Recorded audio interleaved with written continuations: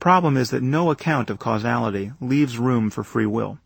Thoughts, moods, and desires of every sort simply spring into view, and move us or fail to move us for reasons that are, from a subjective point of view, perfectly inscrutable. Why did I use the term inscrutable in the previous sentence? I must confess that I do not know. Was I free to do otherwise? What could such a claim possibly mean? Why, after all, didn't the word opaque come to mind? Well, it just didn't. And now that it vies for a place on the page, I find that I'm still partial to my original choice. Am I free with respect to this preference? Am I free to feel that opaque is a better word when I just do not feel that it is a better word? Am I free to change my mind? Of course not.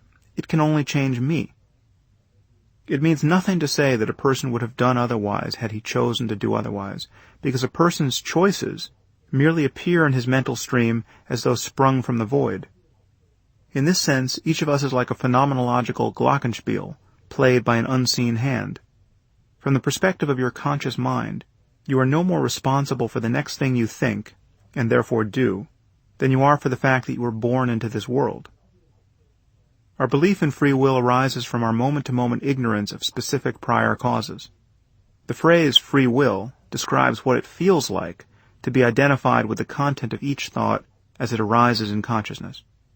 Trains of thought like, what should I get my daughter for her birthday? I know, I'll take her to a pet store and have her pick out some tropical fish, convey the apparent reality of choices freely made.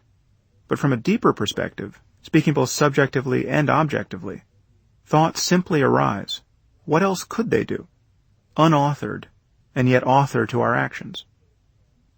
Of course, there is a distinction between voluntary and involuntary actions, but it does nothing to support the common idea of free will, nor does it depend on it.